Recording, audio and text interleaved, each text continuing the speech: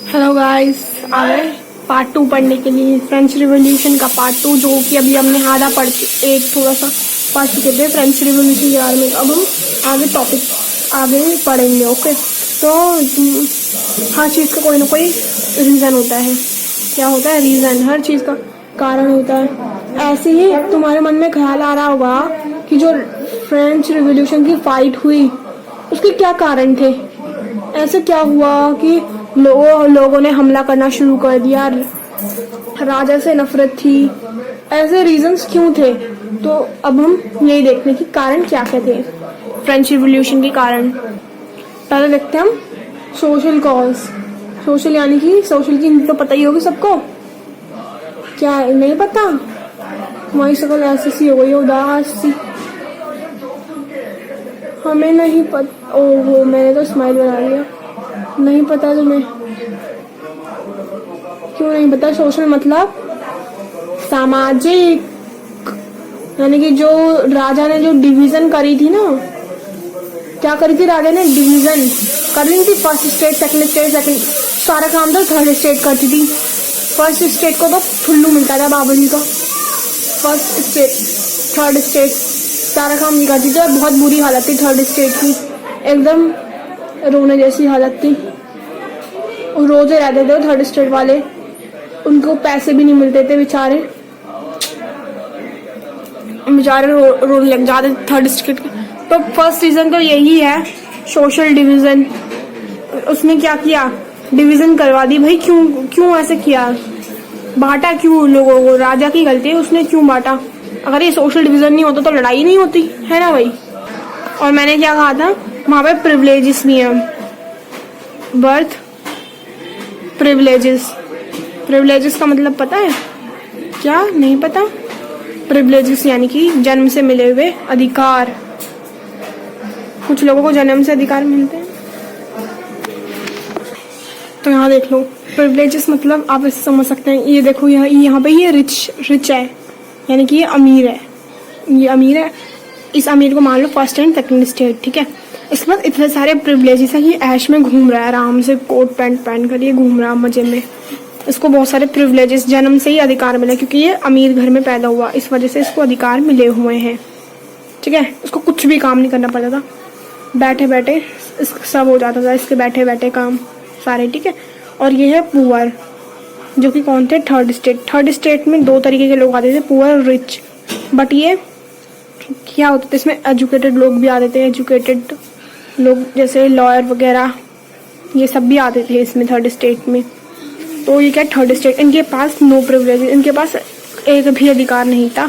इनको अपना काम खुद करना पड़ता था, स्वयं अपना काम ये खुद ही करते थे, ठीक है। और जो ये फर्स्ट स्टेट के लोग थे, वो अपना जो भी काम था, अपना वर्क जो था, किससे करवाते थे? इनसे, इन गरीब लोगों से अपना काम।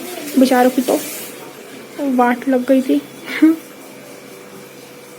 ये दिन भर काम करते थे और इनको पैसे भी नहीं मिलते थे। और सारा टैक्स जो है इनको ही पे करना पड़ता था, ठीक है। सारा टैक्स ये पे करते थे, इनको तो एक भी टैक्स पे नहीं करना पड़ता था।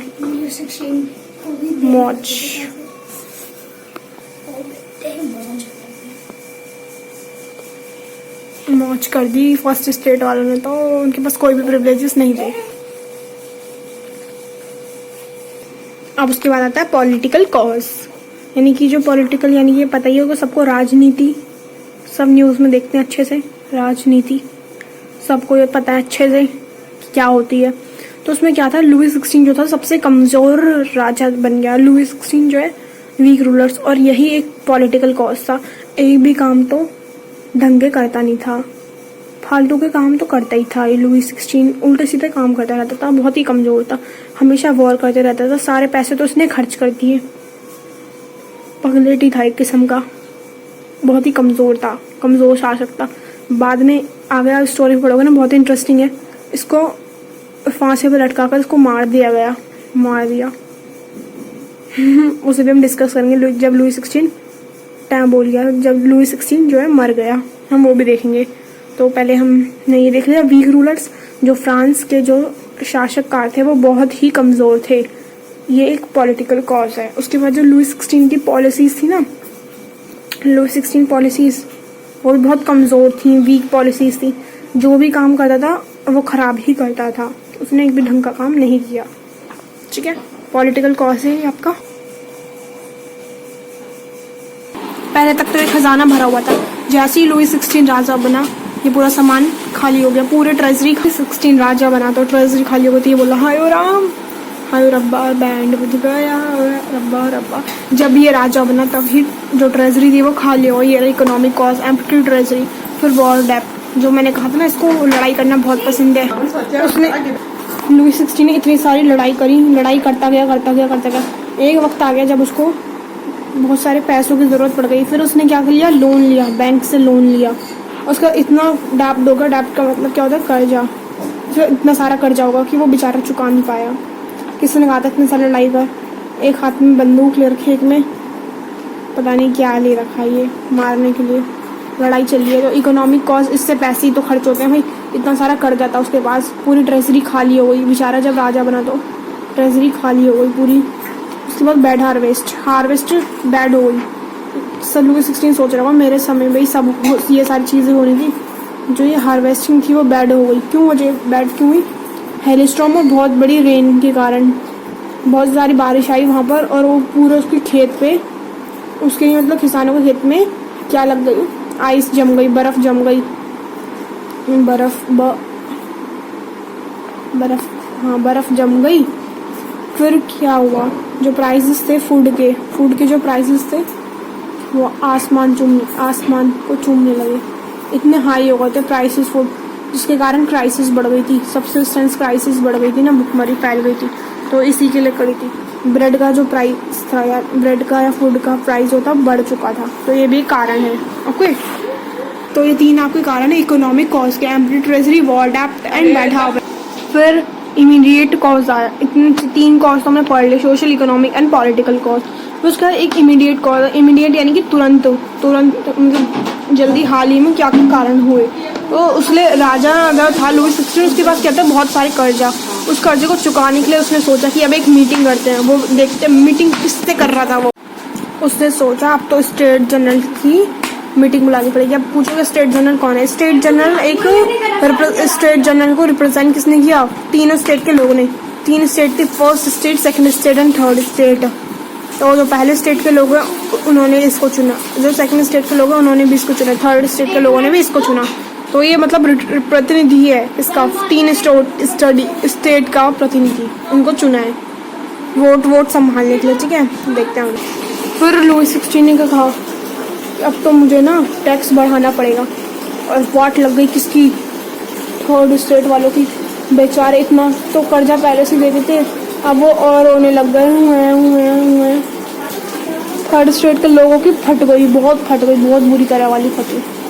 जैसे राजा ने कहा टैक्स बढ़ने वाला है, और ये है पागल, पहले से ही तो टैक्स था इतना ज़्यादा, सारा टैक्स तो हमें देते थे, अब फिर और टैक्स दे दिया। हाय राम, कैसे इतना टैक्स देंगे? अपनी कमाई का ज़्यादा तो वो खाते ही कम थे, टैक्स ज़्यादा देते थे। फर्स्ट स्टेट का भी यही टैक्स देते थे एंड सेकंड स्टेट का भी यही टैक्स देते थे। तो बेचारे को रोना तो आ गई। और जैसे ही उसने कहा कि राजा ने कि टैक्स अब बढ़ गया, ये तो रोने ही लग गए। और फिर राजा इन्होंने तो मना कर दिया कि ऐसा नहीं होगा कुछ भी, हम टैक्स ज़्यादा। ये तो बहुत ही थर्ड स्टेट के लोग बहुत ही गुस्से में आ गए, पीटने का मन कर रहा था इनको। ठीक है, फिर क्या हुआ, जो ये था क्या था, ये स्टेट जनरल, इसने तो अभी अपना फैसला नहीं सुनाया। फिर राजा ने एक और प्रपोजल रखा कि वोटिंग, इन्होंने थर्ड स्टेट के लोगों ने कहा स्टेट वाइज वोटिंग नहीं होगी, पर्सन वाइज होगी, मतलब एक पर्सन एक वोट देगा, 1 person गिव्स 1 vote। ओके, तो राजा ने इसलिए तो मना कर दिया। राजा ने कहा नहीं, राजा ने कहा क्या, स्टेट वाइज वोटिंग होगी। तो ये राजा की सबसे बड़ी गलती थी जो इसने कहा। थर्ड स्टेट के लोगों को और भी गुस्सा आ गया और वो भड़कने लग गए राजा पे। तो एक बार इमीडिएट कॉज देख लेते हैं अच्छे से। इस पूरे रिवॉल्यूशन में, इस पूरे लड़ाई में जो ये फिलोसफर्स हैं इनका बहुत बड़ा ही हाथ था। इतना बड़ा हाथ तो किसी का भी नहीं होता जितना बड़ा हाथ इनका था। ओके, ये ना होता तो शायद लड़ाई ही ना होती। ये भी कारण है फिलोसफर्स। इन्होंने ये 3 पॉइंट्स पढ़ लेना। इन पॉइंट्स को मैं अच्छे से एक्सप्लेन कर देती हूँ। फर्स्ट पॉइंट क्या, इग्निटेड पीपल माइंड, जो लोगों के माइंड से वो इनकी वजह से डाइवर्स होने लगे। इन्होंने बहुत सारी बातें कही कि तुम्हें लड़ाई करो, अपने अधिकार लो, अपने हक के लिए लड़ो। इन्होंने ये बहुत सारी रामायण कथा झाड़ दी। ओके, अब वो इन महाशयों के नाम पढ़ लो जरा। रोशो, एबीसीएस, मिराबियो, मॉन्टेस्क्यू, ये 4 फिलोसफर्स थे आपके उसमें, ये ज्ञान देने वाले, जिन्हें हम कह सकते हैं महाशय थे, जिन्होंने रोशियो ने एक बुक लिखी थी सोशल कॉन्ट्रैक्ट। ये सोशल कॉन्ट्रैक्ट, इसमें बहुत सारे, जिससे पढ़ने तो पढ़ लो सोशल कॉन्ट्रैक्ट बुक। उसमें 3rd स्टेट के बारे में लिखा गया है, 3rd स्टेट की जैसे हालत थी। तो लॉज ऑफ गवर्नमेंट, ये थे महाशय, इन्होंने लिखा। एग्जीक्यूटिव, जुडिशियल और लेजिस्लेटिव, जो पावर होनी चाहिए ना गवर्नमेंट की, वो डिवाइड होनी चाहिए। तो इन्होंने बहुत सारी बातें कही जो इग्निटेड पीपल माइंड, दिमागों में बैठ गए थे इनके। जो भी इन्होंने बुक लिखी, लोगों ने पढ़ी और टॉक्ड अगेंस्ट बर्थ राइट। लोग भी, इन्होंने क्या कहा, बर्थ राइट नहीं मिलना चाहिए, बर्थ राइट को हम खिलाफ हैं, बर्थ राइट नहीं मिलनी चाहिए। तो लोग इनसे खुश हुए कि हाँ ये भी हमारी तरह है। Presented a model of administration, इन्होंने क्या कहा कि liberty and equality and fraternity होनी चाहिए, सबको अपना अधिकार है, सब इक्वली है और सब धर्मनिरपेक्ष है, यानी कि अपना धर्म मूड चेंज भी कर सकते हैं। तो रोल ऑफ फिलोसफर्स थे, क्या हाथ था फिलोसफर्स का। एक बार मैं सारे कॉज आपको लिख देती हूँ, कौन कौन से कॉज थे, सारे कॉज। ओके,